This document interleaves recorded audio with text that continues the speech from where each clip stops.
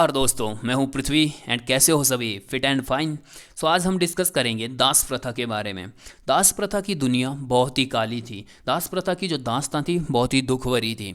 सती प्रथा जैसी इन प्रथाओं में महिलाओं को कुछ घंटों में जो है वो मौत की सज़ा मिल जाती थी। लेकिन जो दास प्रथा थी इसमें व्यक्ति पल पल मरता था, हर सेकंड जो है वो मर रहा होता है।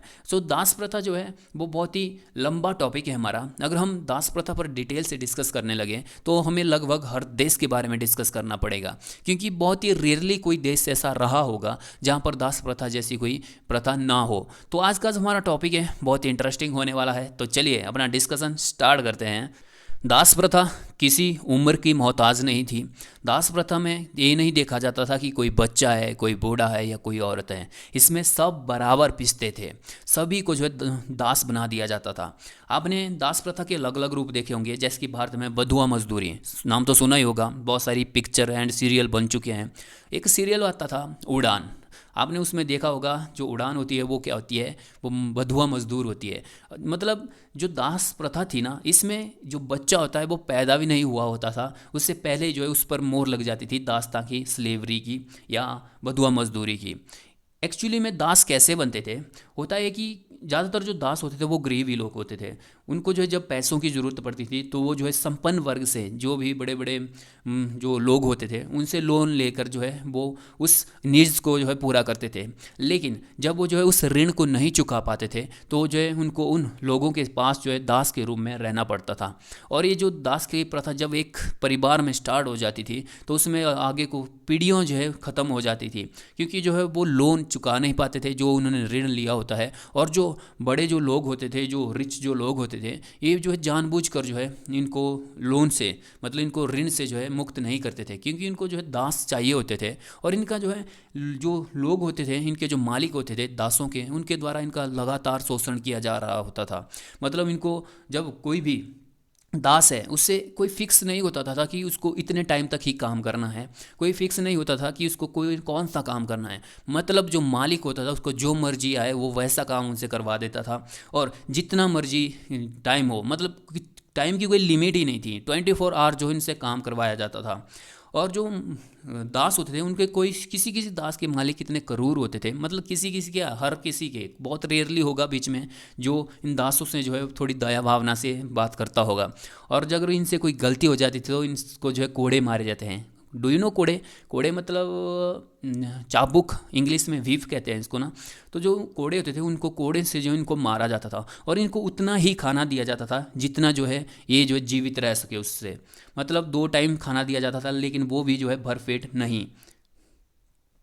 दास प्रथा की शुरुआत के बारे में हमें कुछ साक्ष्य नहीं है कि दास प्रथा जो है स्टार्टिंग कहाँ से हुई, या दास प्रथा जो है शुरू किस देश से हुई। इसके बारे में हमें किसी कहीं से भी कोई साक्ष्य नहीं मिलता। अलग अलग देश में अलग अलग टाइम में जो दास प्रथा स्टार्ट हुई थी, जैसे कि चीन में 8वीं शताब्दी के आसपास जो है दास प्रथा स्टार्ट हुई थी।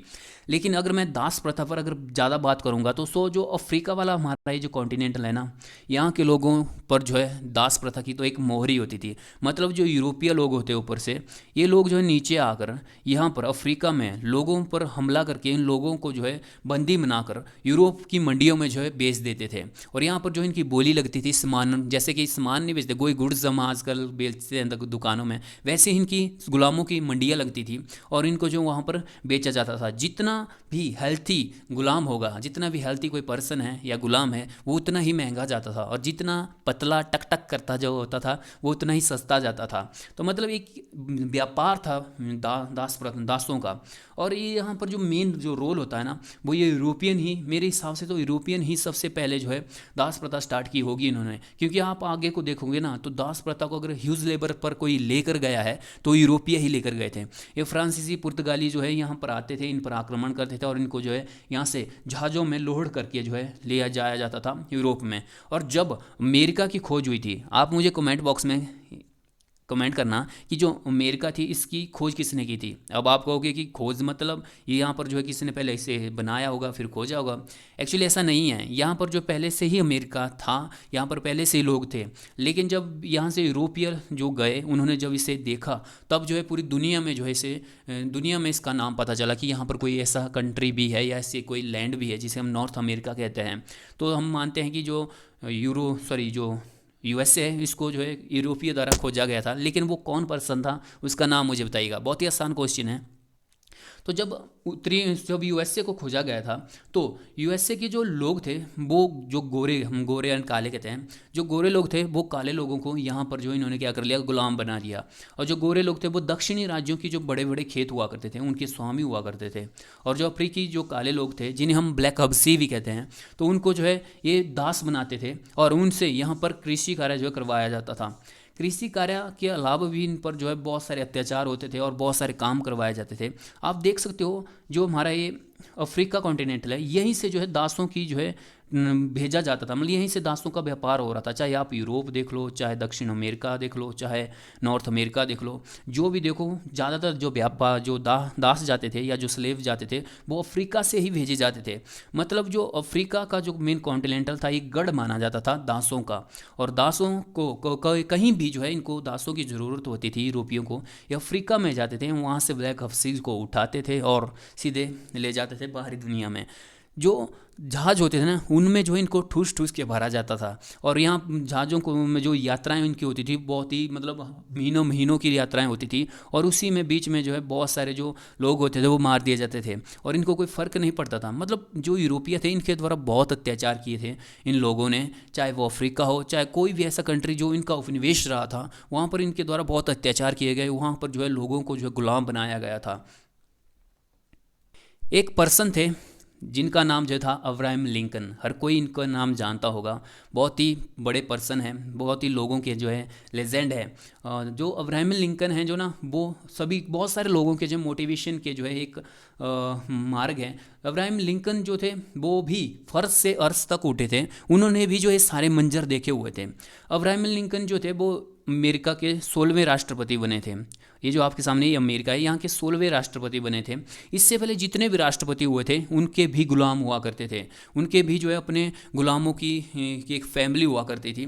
और जब इब्राहिम लिंकन जो है राष्ट्रपति बनते हैं, आप इनके बारे में पढ़ना, आप बहुत ही इंटरेस्टिंग पर्सन थे, बहुत ही मतलब अल्टीमेट पर्सन थे। अब आप कहोगे कि तो आप तो ऐसे कर रहे हो कि जैसे आपके दोस्त थे, तो ऐसा नहीं था। मतलब आप इनके बारे में पढ़ोगे तो आप जान जाओगे कि कैसे पर्सन थे।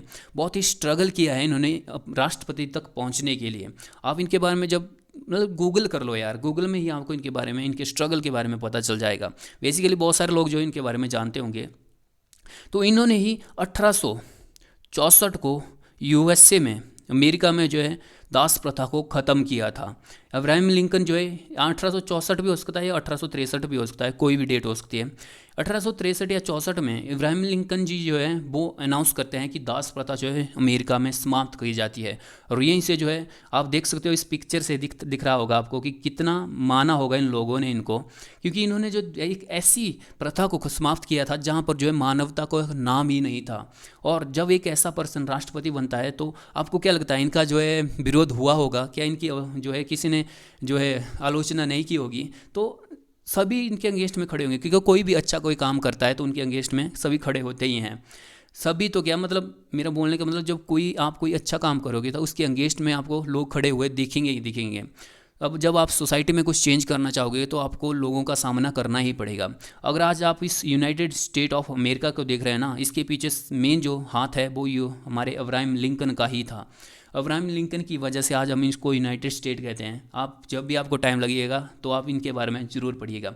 ये कहते थे, इनकी जो कुछ मोटिवेशन जो लाइन्स थी, जैसे कि I am a slow walker but I never walk back. मतलब ये कहते थे कि मैं बेशक स्लो चलता हूँ लेकिन कभी वापस नहीं हटता। इसको मतलब अगर आप मतलब इस थॉट का मतलब यही है कि अगर आप जो कुछ पाना चाहते हो तो उसकी ओर बेशक स्लोली चलो, लेकिन ऐसा नहीं है कि आप फास्ट दौड़ रहे हो लेकिन कुछ टाइम बाद आप थक जाते हो और वापस हट जाते हो। तो ये कहते हैं कि I am a slow walker but I never walk back. और डेमोक्रेसी पर भी इन्होंने एक थॉट कहा था, मतलब एक वाक्य कहा था, और जो बहुत ही फेमस है कि government of the people, by the people, for the people. So इनके बहुत सारे ऐसे थॉट्स हैं जिनको आप पढ़ोगे तो आप बहुत ज़्यादा मोटिवेट होगे। ठीक है, अब आप कहोगे कि यार आप दास प्रथा के बारे में बता रहे हो, आप कहाँ पहुँच गए? तो चलिए फिर से अपने टॉपिक की तरफ चलते हैं। अब बात करते हैं भारत के बारे में। मेनली तो हमारा फोकस भारत पर ही है। ठीक है, कि भारत में भी जो दास प्रथा थी वो भी बहुत बड़े लेवल पर थी। भारत में दास प्रथा की शुरुआत का तो माना जाता है कि जो वैदिक काल से शुरू हो गई थी। मेनली जो था वो उत्तर वैदिक काल से जो है दास प्रथा की स्टार्टिंग हो जाती है। और जब हमें जो भारत में है दास प्रथा के जो साक्ष्य हमें मिलते हैं वो मनु स्मृति, जिसे मनु ने लिखा, मनु स्मृति में जो है हमें 7 प्रकार के दासों का पता चलता है कि जो 7 टाइप के जो स्लेवरी थे उनके बारे में जो है मनु स्मृति में बात की गई है। मनु स्मृति लिखी गई थी शुंग काल में। शुंग जो वंश था, जो ब्राह्मण वंश था, ठीक है, शुंग जो डायनेस्टी थी, इसकी स्थापना पुष्यमित्र शुंग ने की थी। जो मनुस्मृति थी वो शुंग वंश में ही, शुंग काल के टाइम में लिखी गई थी। तो उस मनुस्मृति से हमें जो है दास प्रथा के बारे में पता चलता है। और आप देखोगे जो कौटिल्य का अर्थशास्त्र है, कौटिल्य के अर्थशास्त्र में भी दास प्रथा के बारे में डिस्कस किया गया है या उल्लेख किया गया है। अर्थशास्त्र में कौटिल्य ने 9 टाइप के, जो 9 प्रकार के जो दास थे उनके बारे में डिस्कस किया गया था। भारत में जो दास थे उनका ज़्यादातर जो काम करवाया जाता था वो कृषि कार्य में करवाया जाता था। मौर्य काल में भी नेचुरल सी बात है, मौर्य काल में तो होंगे ही, जब अर्थशास्त्र में जो इसका डिस्कस मिलता है। और आप देखोगे जो दिल्ली का ये शासन है, ये जो आपको यहाँ पर दिल्ली की गद्दी पर जो भी सुल्तान बैठे थे वो सारे क्या थे, वो गुलाम ही थे। आप देखोगे जब मोहम्मद गौरी भारत पर आक्रमण करता है उसके बाद उसके साथ जो है उसका गुलाम आता है कुतुबुद्दीन ऐबक। कुतुबुद्दीन ऐबक जो है दिल्ली सल्तनत की स्थापना करता है।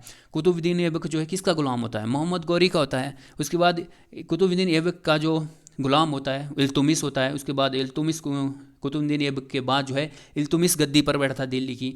इल्तुमिश के बाद उसकी बेटी होती है रजिया सुल्तान, वो जो है वो गुलाम नहीं होती। तो रजिया सुल्तान के बाद आप देखोगे बलवन हो गया, ठीक है, बलवन वगैरह जो है, बलवन जो था वो भी, जो इल्तुमिश था वो एक गुलामों का उसने एक ग्रुप बनाया हुआ था जिसे कहा जाता था तुर्कान चहलगानी। तुर्कान चहलगानी 40 गुलामों का एक ग्रुप हुआ करता था जो राजा के फेवर में काम करता था। और बाद में आप यही देखोगे कि जो ये 40 जो तुर्कान चहलगामी या 40 जो गुलामों का या दासों का जो ग्रुप था, यही इन्हीं में से जो बाद में दिल्ली सल्तनत पर बारी बारी जो राजा बैठते हैं और फिर बलवन जो है इस ग्रुप को, तुर्कान चहलगामी को समाप्त कर देता है। क्योंकि बलवन जो था वो भी इसी ग्रुप का सदस्य था। मतलब दिल्ली सल्तनत पूरी गुलामों के द्वारा चलाई गई थी। उसके बाद आप देखोगे खिलजी में अलाउद्दीन खिलजी, जिस पर जो है मूवी बनाई गई है। अलाउद्दीन खिलजी जो है भारत में आता है, दिल्ली सल्तनत पर बैठता है। अलाउद्दीन खिलजी भी गुलाम थे। मेन जो था, आपको उनका नाम जानते होंगे, मलिक काफूर, मलिक मनी एक ही नाम है। मलिक काफूर को जो है अलाउद्दीन खिलजी ने 1000 दिनारों पर खरीदा था, इसलिए इसे जो है 1000 दिनारी भी कहा जाता था। उसके बाद तुगलक वंश तो गुलाम वंश के लिए बहुत जाना जाता है। आपसे क्वेश्चन पूछा जाएगा, इस क्वेश्चन को ध्यान से सुना, कि वो कौन सा शासक था जिसके का शासनकाल में उसके पास सबसे अधिक, मतलब सभी राजाओं में सबसे अधिक जो थे वो गुलाम थे। तो वो था फिरोज शाह तुगलक।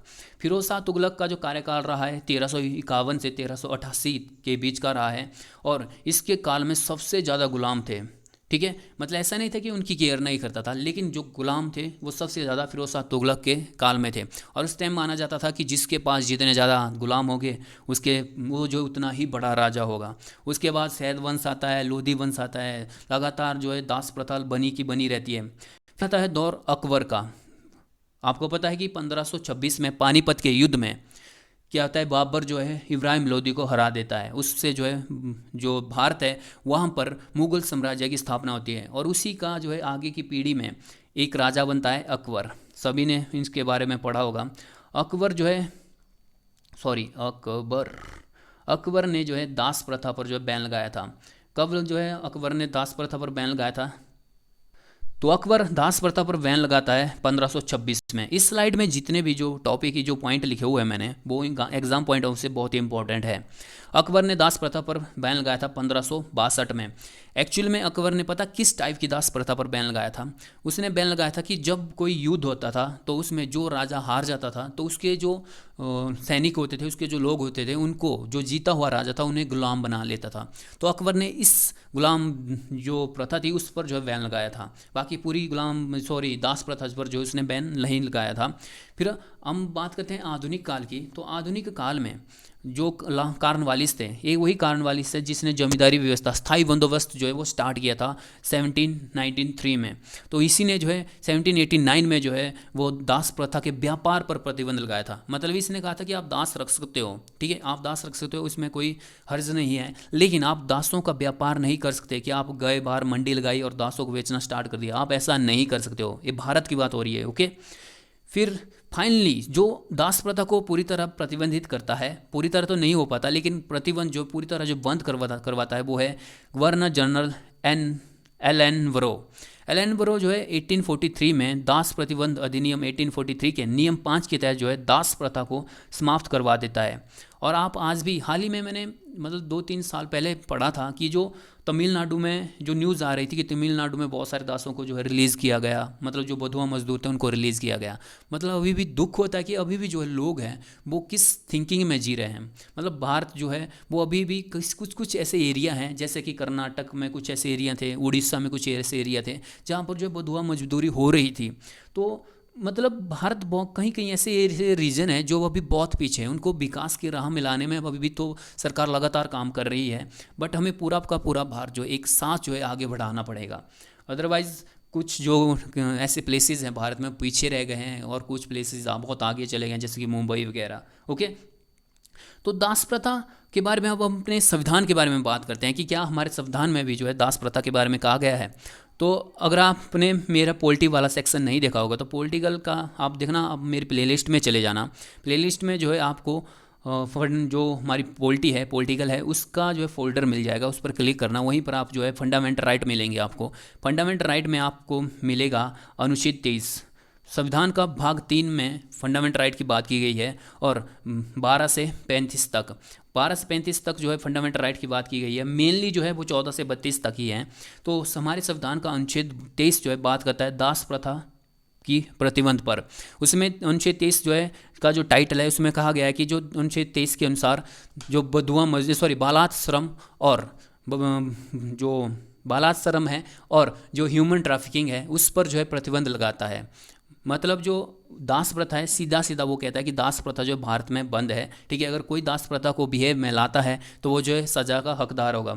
बालात श्रम का मतलब होता है कि किसी से आप जो ज़बरदस्ती काम नहीं करवा सकते, और बधुआ मजदूरी वगैरह वगैरह जो है ये आप किसी से नहीं करवा सकते, और ना ही आप जो है जो मानव व्यापार को जो है रोका गया है, मानव व्यापार को जो है प्रतिबंध कर दिया गया है।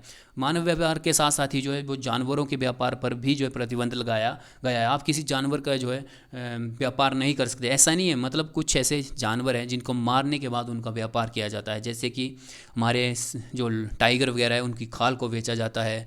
वन हैंड राइनो है, जैसे कि मतलब गैंडा है, उनके जो सींग को काट कर, मतलब उनको मार के उनके सींग को काट कर बेचा जाता है। हाथी के दांतों को बेचा जाता है। तो उनकी जो ट्रैफिकिंग है उन पर भी प्रतिबंध लगाया गया है हमारे संविधान के द्वारा, और बहुत ही इंपॉर्टेंट आर्टिकल है हमारा, ओके।